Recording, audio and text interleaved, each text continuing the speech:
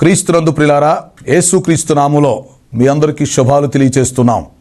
క్రీస్తు రాకడ ధ్వని శాంతి ఆదరణ సందేశాలు అను టీవీ కార్యక్రమం కొరకు ప్రేమతో మిమ్మల్ని ఆహ్వానిస్తున్నాం. మీరు మీ విలువైన సమయాన్ని కేటాయించుకొని మా కార్యక్రమాలు చూస్తున్నందుకు మీకు కృతజ్ఞతలు. ఈ కార్యక్రమాలు మీ ఆత్మీయ ప్రయోజనములకు ఎంతో సహాయపడుతున్నవని నమ్ముతున్నాం. ప్రియులారా, ఈ టీవీ పరిచర్య కొరకు ప్రార్థించండి, సహకరించండి, ప్రోత్సహించండి. ఈ కార్యక్రమాలు ఇతరులకు పరిచయం చేసి వారు కూడా చూసి మేలు పొందేటట్లుగా సహాయపడాలని మీకు మనవి చేస్తున్నాం. విశ్వాసంతో ఎంతో ఖర్చు పెట్టి కొనసాగిస్తున్న ఈ కార్యక్రమాలు తుది వరకు కొనసాగేటట్లుగా ప్రార్థించండి. దేవుడి మిమ్మల్ని ప్రేరేపిస్తే మీరు కూడా ఒక కార్యక్రమానికి స్పాన్సర్ చేసి ఈ పరిచర్యలో పాలిభాగస్తులు కావాలని ప్రేమతో మనవి చేస్తున్నాం. యేసుక్రీస్తు వారు ఇచ్చినటువంటి గొప్ప ఆజ్ఞను మేము పాటిస్తున్నాం. మీరు వెళ్ళి సమస్త జనులను శిష్యులుగా చేయడి అని ప్రభు చెప్పారు. కనుక ఈ టీవీ ద్వారా మీ గృహాల్లో ప్రవేశించి మిమ్మల్ని పలకరించి మీకు సువార్త చెప్పి మిమ్మలను ప్రభు రాకడ కొరకు ఎత్తబడే దేవుని సార్వత్రిక సంఘము కొరకు సిద్ధపరచడానికి మా వంతు ప్రయత్నాన్ని మేము కొనసాగిస్తున్నాం. ప్రత్యక్షంగా టీవీ ద్వారా మేము సువార్త ప్రకటిస్తున్నాము. పరోక్షంగా ప్రార్థిస్తున్నవారు, సహకరిస్తున్నవారు, మమ్మల్ని ప్రోత్సహిస్తున్న వారంతా ఈ పరిచర్యలో పాలిభాగస్తులు అని జ్ఞాపకం చేస్తున్నాం. యేసుక్రీస్తు రెండవ రాకడను గూర్చి, ప్రపంచ భవిష్యత్తును గూర్చి అనేకమైన విషయాలు మనం తెలుసుకొని మనం సిద్ధపడి మనం ఇతరులను సిద్ధపరచడానికి దేవుడు మనకిచ్చిన ఈ మంచి అవకాశాన్ని మనం అందరం కలిసి వినియోగించుకుందాం. ప్రియులారా, ప్రస్తుతం మనము యేసుక్రీస్తు రెండవ రాకడ వర్తమానాలు ఒక సబ్జెక్టుగా తీసుకొని సీరియల్గా ధ్యానం చేస్తూ ఉన్నాం. ఇప్పుడు మనం ధ్యానం చేయబోతున్న అంశం యేసుక్రీస్తు రెండవ రాకడకు సంబంధించిన గుర్తుల్లో ఒకటి సువార్త ప్రకటన. ఈ సువార్త ప్రకటన, ప్రవచనము నెరవేర్చబడుట, ఈ అంశమును గురించి మనం ధ్యానం చేయబోతున్నాం. వాక్యం కొరకు మీ మనసులను సిద్ధం చేయండి. ప్రార్థన. పరిశుద్ధుడైన మా తండ్రి, జీవాధిపతి, మీ ఘనమైన పాదాలకు స్తుతి స్తోత్రాలు చెల్లిస్తున్నాం. ఈ సమయంలో రెండవ రాకడ వర్తమానాలు 56వ వర్తమానం తీసుకోబోతున్నాము. సహాయం చేయండి. సువార్త ప్రకటన, ప్రవచనము నెరవేర్చబడుట, ఈ అంశమును గురించి కొంత మేము నేర్చుకోబోతుండగా మీరు బోధకులై మాకు బోధ చేయమని మనం చేస్తున్నాం. మీ దాసునైన నన్ను బలపరిచి వాడుకోండి. రక్షణ లేని వారందరికి రక్షణ దయచేయండి. రక్షణ పొందిన వారిని సంఘంలో స్థిరపరిచి బలపరిచి మీ రాకడ కొరకు సిద్ధపరచమని మనం చేస్తూ ఉన్నాం. ఈ కార్యక్రమం సహకరిస్తున్న కుటుంబమును దీవించండి. ఇప్పుడు మాకు అవసరమైన సందేశం దయచేసి మీరే మహిమ పొందమని యేసు పరిశుద్ధ నామములో అడుగుచున్నాను తండ్రి, ఆమేన్.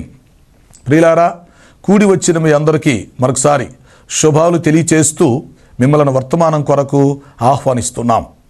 మీరు వింటున్నా చూస్తున్న ఈ వర్తమానాలు క్రీస్తు రాకడ ధ్వని యూట్యూబ్లో, ఫేస్బుక్లో మీకు అందుబాటులో ఉంచుతున్నాం. ఆ అవకాశాన్ని ఉపయోగించుకోండి. క్రీస్తు రాకడ ధ్వని యూట్యూబ్ ఛానల్ని తప్పకుండా సబ్స్క్రైబ్ చేయండి. మీకు తెలిసిన వారికి కూడా షేర్ చేయాలని మీకు మనవి చేస్తున్నాం. మంచిది. ప్రస్తుతం మనము యేసుక్రీస్తు రెండవ రాకడ వర్తమానాలు ఒక సబ్జెక్టుగా తీసుకొని సీరియల్గా ధ్యానం చేస్తూ ఉన్నాం. క్రమంగా ఈ కార్యక్రమాలు ఉపయోగించుకోండి. మంచి నోట్స్ని సిద్ధం చేసుకోండి. ఈరోజు మన ధ్యానాంశము సువార్త ప్రకటన, ప్రవచనము నెరవేర్చబడుట. అర్థం చేసుకోండి. ప్రియులారా, యేసుక్రీస్తు రెండవ రాకడకు ముందు లేక సంఘం ఎత్తబడేదానికి ముందు 5 గొప్ప సూచనలు జరుగుతాయి. అవి మనం గమనించాలి. వాటిని గూర్చి మీతో గత కొన్ని కార్యక్రమాల నుండి మాట్లాడుతూ వస్తున్నాను. ఓకే, సంఘం ఎత్తబడక ముందు ఏం జరుగుతుంది? 1, ఇశ్రాయేలీలు తిరిగి తమ స్వదేశానికి వస్తారు. దీని గురించి 6 వర్తమానాలు మీకు చెప్పడం జరిగింది. 2వది, అంత్యక్రీస్తు వచ్చి తన రాజ్యాన్ని స్థాపించుకుంటాడు. దీనికోసం మరొక 6 వర్తమానాలు చెప్పాం.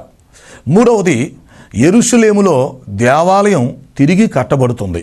ప్రస్తుతానికి యెరూషలేములో దేవాలయం తిరిగి కట్టబడే ప్రయత్నాలు జరుగుతున్నాయి. దీనిని గురించి ఒక 5 వర్తమానాలు మీకు అందించడం జరిగింది. 4వది, సువార్త ప్రకటన. దీనికోసం గత కార్యక్రమంలో కొన్ని విషయాలు చెప్పాను. ఇప్పుడు మరికొన్ని విషయాలు చెప్తాను. 5వది, రాకడ సూచనలు, గుర్తులు జరుగుట. సో పైన చెప్పినటువంటి ఈ 5 విషయాలు మీరు అర్థం చేసుకోగలిగితే ప్రభు రాకడ ఎప్పుడు వస్తుందో, సంఘం ఎప్పుడు ఎత్తబడుతుందో మనం తెలుసుకోవచ్చు, మనం సిద్ధపడవచ్చు. ఓకే, రెండవ రాకడకు సంబంధించినటువంటి 5 గొప్ప సూచనలో 4వ దాని గురించి మనం ఆలోచిస్తున్నాం. అదేమిటి? సువార్త ప్రకటించబడుట. సువార్త ప్రకటనకు సంబంధించిన ప్రవచనం నెరవేర్చబడాలి. మత్తయి సువార్తలో 24వ అధ్యాయం 14వ వచనం ఏం చెప్తుంది? మరియు ఈ రాజ్య సువార్త సకల జనులకు సాక్షార్థముగా లోకమందంతటా ప్రకటించబడవలెను, అటు తర్వాత అంతము వచ్చును. అర్థం చేసుకోండి, దీన్ని సువార్త మర్మం అంటాం, లేక సువార్త ప్రకటనకు సంబంధించిన ప్రవచనం. రెండవ రాకడకు సంబంధించిన గుర్తుల్లో ఇదొక ముఖ్యమైన గుర్తు. యేసుక్రీస్తు వారు ఒలీవల కొండ మీద కూర్చుండి రెండవ రాకడకు సంబంధించినటువంటి అనేకమైన విషయాలు చెప్పడం జరిగింది. వాటిని ఈ మత్తయి సువార్త 24వ అధ్యాయంలో మనం చూడవచ్చు. అందులో ప్రభు ఏం చెప్తున్నాడు? ఈ రాకడొచ్చే ముందు, సంఘం ఎత్తబడే ముందు ఈ సువార్త అనేది సర్వలోకమునకు ప్రకటించబడుతుంది. మనుషులు వినినా వినకపోయినా, వారు నమ్మినా నమ్మకపోయినా, అంగీకరించినా అంగీకరించకపోయినా, గమనించండి, సువార్త అనేది సర్వలోకములో ప్రకటించబడాలి. ఇది ఒక రాకడ గుర్తు. ఇది ప్రభువు చెప్పిన ప్రవచనం. కాబట్టి పరిస్థితులు అనుకూలంగా ఉండొచ్చు, ప్రతికూలంగా ఉండొచ్చు. మనుషులు అంగీకరించవచ్చు, తిరస్కరించవచ్చు, అది నిమిత్తం కాదు. కానీ ప్రవచనం నెరవేర్చబడుతుంది. ప్రభు రాకడ వచ్చే సమయానికి ఒక్క వ్యక్తి కూడా సువార్త వినని వ్యక్తి ఉండకూడదు. యేసుక్రీస్తు గురించి నాకు తెలియదండి, సువార్త నేను వినలేదండి అని చెప్పటానికి వీల్లేదు. కనుక దేవుడు ఏం చేస్తాడంటే సాక్ష్యము కొరకు సువార్త ప్రకటన జరిగిస్తాడు. సువార్త అందరూ అంగీకరించరన్న సంగతి ప్రభువుకు తెలుసు. అందరూ రక్షించబడరన్న సంగతి కూడా ప్రభువుకు తెలుసు. మీరు బాగా అర్థం చేసుకోండి. సువార్తను అందరూ అంగీకరించరని, అందరూ రక్షించబడరని దేవునికి ముందే తెలుసు. అయినా సువార్త మాత్రం అందరికి అందిస్తాడు. కారణం ఏంటి? మరి దేవునికి ఒక సాక్ష్యం ఉండాలి కదా. అందరికీ సువార్త అందినట్టుగా ఒక సాక్ష్యం ఉండాలి కదా. అందుకని సువార్త ప్రకటన జరుగుతుంది. మార్కు సువార్త 1:1 ఏం చెప్తుంది? దేవుని కుమారుడైన యేసుక్రీస్తు సువార్త ప్రారంభం. గుర్తుపెట్టుకోండి, యేసుక్రీస్తు వారు పరలోకం నుంచి భూలోకానికి ఎందుకు వచ్చాడు? దేవుని కుమారుడు మనిషి కుమారుడుగా ఎందుకు వచ్చాడు? మహిమలో నుంచి మట్టిలోకి ఎందుకు వచ్చాడు? సమస్తము కలిగిన వాడు ఎందుకు రిక్తుడుగా వచ్చాడు? ఒక సువార్థికుడుగా వచ్చాడు. మానవ జాతికి రక్షణ సువార్తను అందించడానికి వచ్చాడు. యేసుక్రీస్తు కేవలం ఒక రక్షకుడు, ప్రభువు మాత్రమే కాదు, అదే సమయంలో ఆయన ఒక సువార్థికుడు. ఈ సువార్త వ్యవస్థని ప్రారంభించడానికి ఆయన వచ్చాడు. సువార్తకు ఆయనే కేంద్రం. ఆయనను గురించి చెప్పేదే సువార్త. మొదటి సువార్థికుడు కూడా ఆయనే. అందుకని యేసుక్రీస్తు సువార్త ప్రారంభం అంటూ మార్కు సువార్త తన సువార్తను ప్రారంభించాడు. సో ఇక్కడ పాయింట్ ఏంటంటే యేసుక్రీస్తు సువార్త వ్యవస్థని భూలోకంలో ప్రారంభించాడు. ఆ తర్వాత అపోస్తులు, మరి మిషనరీలు ఆనాటి నుంచి ఈనాటి వరకు ఈ సువార్తను ప్రకటిస్తూ ఉన్నారు. అది మనం అర్థం చేసుకోవాలి. యేసుక్రీస్తు వారు సువార్త ప్రకటన ప్రారంభించారు. ఆయనే వచ్చి సువార్త ప్రకటన ముగిస్తారు. కొన్నిసార్లు మనం ఏమనుకుంటామంటే ఆ ప్రభుత్వం వచ్చినప్పుడు, ఈ ప్రభుత్వం వచ్చినప్పుడు, లేక ఆ చట్టం వచ్చినప్పుడు, ఈ చట్టం వచ్చినప్పుడు సువార్త ఆగిద్ది అనుకుంటాం. సువార్త అనేది ఆగదు అని ముందు మనం తెలుసుకోవాలి. కారణం ఏంటంటే ఈ సువార్త అనేది ఒక నది ప్రవాహము లాంటిది. నది ప్రవాహానికి అడ్డుగోడలు వస్తే గోడలు తెంచుకొని, కట్టలు తెంచుకొని ప్రవహిస్తుంది. కనుక సువార్త ప్రకటన ఆగదు. సువార్త ప్రకటన ఎలాంటిది? ఒక అగ్ని లావా లాంటిది. అది భూమిలో నుంచి, పర్వతాల్లో నుంచి మండుకుంటూ ఉబుగుతూ పైకొస్తుంది. అగ్ని లావా కాల్చేస్తుంది. కాబట్టి సువార్త ప్రకటనకు ఎవరు కట్టలేరు, ఎవరు అడ్డుపడలేరు. కారణం ఏంటంటే యేసుక్రీస్తు సువార్తను ప్రారంభించాడు. రేపు రెండవ రాకడలో వచ్చినప్పుడు ఆయనే సువార్త వ్యవస్థను ముగిస్తాడు. అంతేకాదు, రాకడొచ్చేలోపు సువార్త ప్రకటన అందరికీ అందేటువంటి బాధ్యత ఆయన తీసుకున్నాడు. అది సాక్ష్యం కోసం ఉంచుకున్నాడు. ఆ బాధ్యత అపోస్తుల మీద పెట్టాడు, వారు నెరవేర్చారు. తర్వాత మిషనరీలు వచ్చారు, మరి ఎంతోమంది సేవకులు, సువార్థికులు వచ్చారు, భక్తులు వచ్చారు. ఇప్పుడు మనం కూడా చక్కగా సువార్త ప్రకటిస్తూ ఉన్నాం. కారణం ఏంటి? ఇది ప్రభు ప్రారంభించాడు కదా, ప్రవచన రూపంలో చెప్పాడు కదా. మరియు ఈ రాజ్య సువార్త సర్వలోకమునకు అందించబడుతుంది. ఎందుకు? సాక్ష్యార్థముగా. అటు తర్వాత అంత వస్తుంది. ఎప్పుడైతే ఈ సువార్త ప్రకటన అనేది చిట్ట చివరి వ్యక్తికి అందుతుందో వెంటనే భూ అని బోర ధ్వనిస్తుంది, సంఘము ఎత్తబడుతుంది. అది మీరు అర్థం చేసుకోండి. ఈ సువార్త ప్రకటన అనేది చిట్ట చివరి వ్యక్తికి కూడా అందుతుంది. అప్పుడు ప్రభు సువార్త వ్యవస్థను ఆపేస్తాడు, బోర ఊదబడుతుంది, సంఘం ఎత్తబడుతుంది. అది మనం గమనించాలి. అందుకనే యేసుక్రీస్తు వారు ఏం చేశారు? సువార్త వ్యవస్థ ప్రారంభించటం మాత్రమే కాకుండా ఆ సువార్త ప్రకటించబడిద్ది అని మరి మత్తయి సువార్త 24:14 ప్రవచనం చెప్పాడు. ఓకే, ఆ తర్వాత ఏం చేశాడు? ఆ సువార్తను గూర్చి ఒక ఆజ్ఞ ఇచ్చాడు. మార్కు సువార్త 16వ అధ్యాయం 15-16 వచనాలు చూడండి. అక్కడ సువార్త ఆజ్ఞ మనకు కనిపిస్తుంది. యేసుక్రీస్తు వారు పునరుద్ధరణై తిరిగి లేచిన తర్వాత పరలోకానికి ఆరోహణమే వెళ్లే ముందు మరి తన శిష్యులందరితో కలిసి ఈ ఆజ్ఞ వారికి ఇచ్చినట్టుగా పంపినట్టుగా మనం చూస్తాం. మరియు మీరు సర్వలోకమునకు వెళ్ళి సర్వ సృష్టికి సువార్తను ప్రకటించండి. నమ్మి బాప్తీసం పొందిన వాడు రక్షించబడతాడు, నమ్మని వానికి శిక్ష విధించబడుతుంది. చూసారా? కాబట్టి ఈ సువార్త విషయంలో మనం అర్థం చేసుకోవాలి. సువార్త ఆజ్ఞ మనకిచ్చి వెళ్ళాడు. యేసుక్రీస్తు మొదటి రాకడలో వచ్చినప్పుడు ఈ ఆజ్ఞ మనకి ఇచ్చి వెళ్ళాడు. ఆయన రెండవ రాకడలో వచ్చినప్పుడు, సంఘం ఎత్తబడినప్పుడు, మధ్యాకాశంలో క్రీస్తు న్యాయపీఠము దగ్గర మనం నిలబడినప్పుడు ఆ ఆజ్ఞ గురించి దేవుడు మనల్ని లెక్కడుగుతాడు. రక్షణ పొందిన ప్రతి ఒక్కరూ ఖచ్చితంగా నిలబడి లెక్క అప్పగించాలి. న్యాయపీఠం దగ్గర మనం నిలబడినప్పుడు దేవునికి అనేకమైన విషయములను గూర్చి లెక్కప్ప చెప్పాలి. అందులో ఒకటేంటి? ఆయన మనకిచ్చిన సువార్త ఆజ్ఞ గురించి ఆయనకి లెక్క అప్పగించాలి. చూసారా? న్యాయపీఠం దగ్గర మనం దేవునికి లెక్క అప్పగించవలసిన విషయాలు చాలా ఉన్నాయి. అది బైబిల్లో పెద్ద లిస్ట్ ఉంది. అందులో ఒకటేంటి? ఆయన మనకు సువార్త ఆజ్ఞ ఇచ్చాడు కాబట్టి ఈ ఆజ్ఞ కోసం ఆయనకు మనం లెక్క అప్పగించాలి. ఒక వ్యక్తి రక్షించబడిన దగ్గర నుంచి మరణించేంత వరకు, లేక ప్రభు రాకడొచ్చి ఎత్తబడేంత వరకు తన జీవిత కాలంలో ఈ సువార్త ఆజ్ఞ ఎంతవరకు పాటించాడో, ఈ ఆజ్ఞకు ఎంతవరకు న్యాయం చేయగలిగాడో, ఈ సువార్త ఆజ్ఞ మరి పాటించడానికి తన జీవితంలో ఎంత సమయం ఖర్చు పెట్టాడు, ఎంత డబ్బు ఖర్చు పెట్టాడు, ఎంత శ్రమపడ్డాడు, ఎంత శక్తి సామర్థ్యాలు జ్ఞానాన్ని ఖర్చు చేశాడు, ఇదంతా కూడా దేవునికి లెక్క అప్పగించాలి. ఒక వ్యక్తి సువార్త ఆజ్ఞకు లోబడి ఎన్ని ఆత్మలు రక్షించగలిగాడు, ఎంతమందికి సువార్త అందించగలిగాడు, ఎన్ని పత్రికలు పంచగలిగాడు, ఎన్ని కిలోమీటర్లు దేవుని కోసం నడవగలిగాడు, అంతా కూడా లెక్కలోకి వస్తుంది.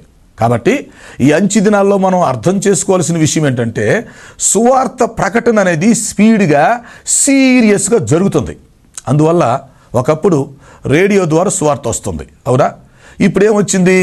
టీవీ ద్వారా సువార్త వస్తుంది. అప్పట్లో మరి టీవీలో కొన్ని ఛానల్స్లో వచ్చేది. ఆ తర్వాత ఏం జరిగింది? టీవీ ఛానల్స్లో 24 గంటల సువార్త అందుబాటులోకి వచ్చింది. మరి ప్రస్తుతం ఏం జరుగుతుంది? రేడియో స్థితి దాటి, అలాగే టీవీ స్థితి కూడా దాటి ఇప్పుడు యూట్యూబ్ ఛానల్స్ వచ్చాయి. 24 గంటలు యూట్యూబ్ ద్వారా మరి సువార్త తినే అవకాశం వచ్చింది. ఇది రాకడకు సూచన కాదా?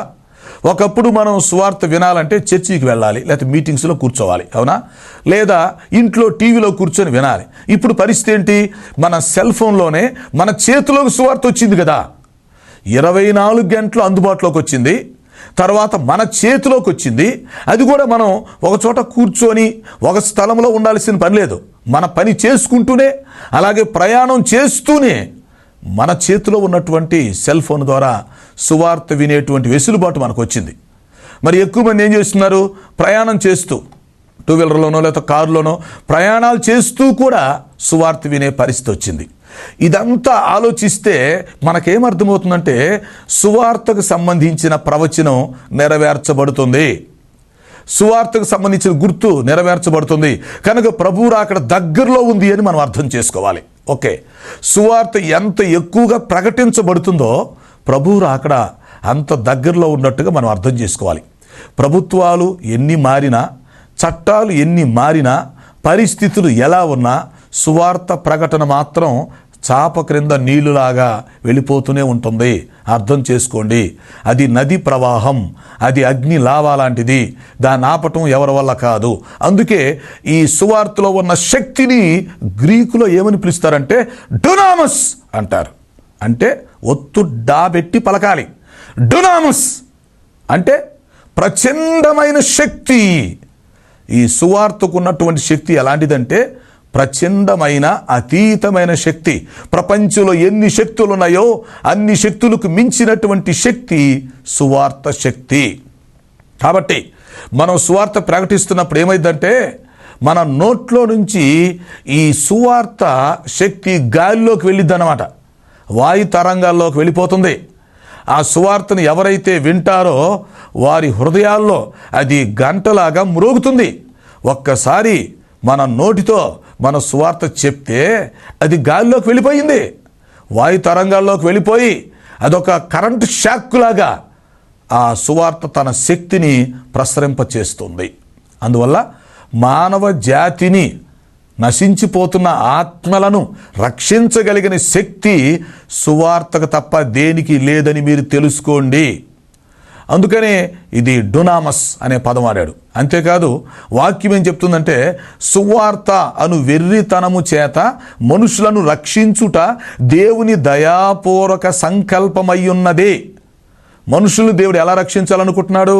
చరిత్ర ద్వారా కాదు, వేదాల ద్వారా కాదు, సైన్స్ ద్వారా కాదు, జ్ఞానము ద్వారా కాదు, ప్రూఫ్స్ ద్వారా కాదు. సువార్త అను వెర్రితనము చేత మనుషులను రక్షించాలని దేవుడు నిర్ణయించుకున్నాడు. అది దేవుని దయాపూర్వక సంకల్పం. అంటే దాని అర్థం ఏంటి? సువార్త ప్రకటించబడినప్పుడు అది ఒక వెర్రితనంగా అనిపించినా, అది మనకు తెలిసినట్టుగా పిచ్చితనంగా అనిపించినా, చిన్న చూపు చూడబడినా, గమనించండి, సువార్త ప్రకటించినప్పుడు ఎవరైతే ఆ సువార్తను నమ్మి అంగీకరించి లోబడతారో వారిని మాత్రమే రక్షించుకోవాలని దేవుడు నిర్ణయించుకున్నాడు. అందువల్ల ఈ సువార్త ప్రకటించబడినప్పుడు ఎంతమంది వింటున్నారు? వినిన వాళ్ళు ఎంతమంది నమ్ముతున్నారు? నమ్మినోళ్ళు ఎంతమంది అంగీకరిస్తున్నారు? అంగీకరించిన వాళ్ళు ఎంతమంది లోబడి రక్షించబడుతున్నాడు? ఇదంతా మనం ఆలోచించాలి. కాబట్టి రెండవ రాకడొచ్చేలోపు సువార్త ప్రకటన, ఆ ప్రవచనం అనేది సంపూర్తి చేయబడుతుంది. ప్రతి వ్యక్తికి సువార్త అందుతుంది. అది ఒక సాక్ష్యంగా ఉంటుంది. తర్వాత న్యాయపీఠం దగ్గర దేవుడు ఈ సువార్త ఆజ్ఞను గురించి లెక్కడుగుతాడు. కొంతమంది తల ఎత్తుకుంటారు, కొంతమంది తల దించుకుంటారు. అంతేనా? కొంతమందికి అక్కడ ఘనత కలుగుతుంది, కొంతమందికి ఆ విషయంలో అవమానం కలుగుతుంది. సువార్త ప్రకటించిన విషయంలో కొంతమందికి ప్రతిఫలం వస్తుంది, కొంతమందికి ఏమో తన మటుకు తానే రక్షించుకొని నిరుత్సాహ స్థితిలో పరలోకంలో ప్రవేశించే పరిస్థితి కలుగుతుంది. కాబట్టి ఇప్పుడు వ్యవహారం ఏంటంటే రెండవ రాకడ దగ్గరలో ఉంది. రెండవ రాకడకు సంబంధించినటువంటి గొప్ప సూచనలో సువార్త ప్రకటించబడటం అనేది ఒకటి. కనుక ఇప్పుడు ఆ ప్రవచనం నెరవేర్చబడటానికే ఏర్పాట్లన్నీ కూడా జరుగుతున్నాయి. అది మనం అర్థం చేసుకోవాలి. ఉదాహరణకు నోవహు కాలంలో ఏం జరిగింది? నోవహు జలప్రళయం వచ్చేంత వరకు 120 సంవత్సరాలు మరి నోవహు సువార్త ప్రకటిస్తూ వచ్చాడు. పేతురు రాసిన 2వ పత్రిక 2:5 ప్రకారం అతడు నీతిని ప్రకటిస్తూ వచ్చాడు. సో జలప్రళయం వచ్చేంత వరకు, జనులు ఓడలోనికి వెళ్ళేంత వరకు సువార్త ప్రకటించబడుతూ ఉంది. ఆ తర్వాత ఏమైంది? జలప్రళయం వచ్చింది, ఓడ తలుపులు మూయబడ్డాయి, కొంతమంది రక్షించబడ్డారు, కొంతమంది బయట ఉండిపోయారు. లోపల వాళ్ళకి బయట వాళ్ళకి మధ్య ఒక బెత్త దూరం ఉంది, తలుపు మందం. వాళ్ళేం లోపల ఉన్నారు, వీళ్ళేం బయట ఉన్నారు. సువార్త ప్రకటించబడింది, అవకాశం ఇవ్వబడింది, సమయం వచ్చింది. అయితే మనుషులు ఉపయోగించుకోలేదు. జలప్రళయం వచ్చింది, ఓడలో ఉన్నవాళ్ళు మొత్తం అంటే 8 మంది ఓడలో ఉన్నవారు వరకు రక్షించబడ్డారు. మిగిలిన వాళ్ళు మొత్తం నశించిపోయినట్టుగా, జలప్రళయంలో కాలగర్భంలో కలిసిపోయినట్టుగా మనం చూస్తాం. ప్రియులారా, అదే జరగబోతుంది. నోవాహు దినములలో ఎలాగూ ఉండెనో మనిషి కుమారుడి దినములలో కూడా అలాగే ఉంటుంది అని యేసుక్రీస్తు వారు మత్తయి సువార్త 24:37లో చెప్పడం జరిగింది. కాబట్టి ఓడలో ఉన్న వాళ్ళు రక్షించబడి మిగిలిన వాళ్ళు ఎలాగైతే నశించిపోయారో అలాగే ఇప్పుడు మనం ఒక్కొక్కరమే ఒక నోవాహులాగా తయారై సువార్త ప్రకటిస్తూ ఉండగా ఏం జరుగుతుంది? ఈ సువార్తను అంగీకరించి రక్షణ పొందిన వాళ్ళందరూ రక్షణ అనేటువంటి ఓడలో ప్రవేశిస్తారు, సంఘం అనేటువంటి ఓడలో ప్రవేశిస్తారు. ఎవరైతే రక్షించబడలేదో వారు విడిచిపెట్టబడే గుంపులో ఉండి నశించిపోతారు, దేవుని యొక్క ఉగ్రతకు గురైపోతారు. క్రీస్తు విరోధి పరిపాలనలో ఉండి హతసాక్షులుగా చనిపోబడవలసినటువంటి భయంకరమైన పరిస్థితులు వస్తాయి. అందువల్ల మనం ఆలోచించాల్సిన విషయం ఏంటంటే, రెండవ రాకడ గుర్తు సువార్త ప్రకటన. అది ఒక ప్రవచనం, ఆ ప్రవచనం నెరవేర్చబడుతుంది. ఇప్పుడు ప్రతి వ్యక్తికి సువార్త అందుతుంది. తన చేతిలోనే చక్కగా సెల్ ఫోన్లోనే అతను ఒక చోట కూర్చుంటున్నాడు, లేకపోతే ప్రయాణం చేస్తుంటాడు, లేకపోతే ఒక పని చేసుకుంటూనే చక్కగా సువార్త తినే అవకాశం, అతనికి అవకాశం వచ్చింది, సమయం వచ్చింది, సువార్త అందుబాటులోకి వచ్చింది. అయితే దాన్ని ఉపయోగించుకుంటున్నాడా ఉపయోగించుకోవట్లేదు అనేది అతని ఇష్టం. ఇది వ్యక్తిగతమైనది. వ్యక్తిగతంగా ఎవరి ఆత్మను వారు రక్షించుకోవాల్సిన బాధ్యత కలిగి ఉన్నారు. ఈ లోకంలో మనకు 2 బాధ్యతలు ఉన్నాయి. ఒకటి, మన సొంత ఆత్మను మనం రక్షించుకోవాలి. రెండవది, మనం రక్షించబడినప్పటి నుంచి మరణించేంత వరకు మన జీవిత కాలంలో ఎన్ని ఆత్మలను రక్షించగలమో అన్ని ఆత్మలను రక్షించి మరణించాలి. సో సువార్త ప్రకటన కొరకు అందరూ సిద్ధపడండి. మనం సువార్త ప్రకటిస్తున్నప్పుడు ప్రియులారా గమనించండి, మిశ్రమ స్పందన వస్తుంది. నోట్ చేసుకోండి. మనం సువార్త ప్రకటిస్తున్నప్పుడు మిశ్రమ స్పందన వస్తుంది. అంటే కొంతమంది అంగీకరించి రక్షించబడతారు, కొంతమంది ఏమో తిరస్కరిస్తారు, కొంతమంది ఆటంకపరుస్తారు. చూసారా, రక్షించబడిన వాళ్ళంతా ఎత్తబడే సంఘంలోకి వెళ్ళిపోతారు. అయితే కొంతమంది తిరస్కరిస్తారు, వద్దంటారు, వారు విడిచిపెట్టబడే గుంపులో ఉంటారు. కానీ కొంతమంది ఏం చేస్తారంటే సువార్తకు ఆటంకాలు కలిగిస్తారు. వారు తిరస్కరించడమే కాకుండా ఆటంకపరిచే వాళ్ళు కూడా ఉంటారు.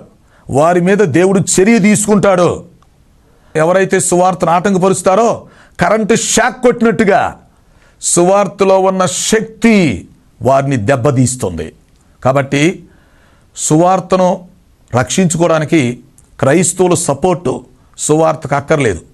సువార్త ప్రకటన తన్ను తాను రక్షించుకోవటానికి తనకి సామర్థ్యం ఉంది సువార్తకి. ఎవరైతే సువార్తను ఆటంకపరుస్తారో వారిని ఆ సువార్తే జయిస్తుంది. అందువల్ల సువార్త ప్రకటించినప్పుడు మిశ్రమ స్పందన కలిగినప్పుడు మనం ఆశ్చర్యపడకూడదు.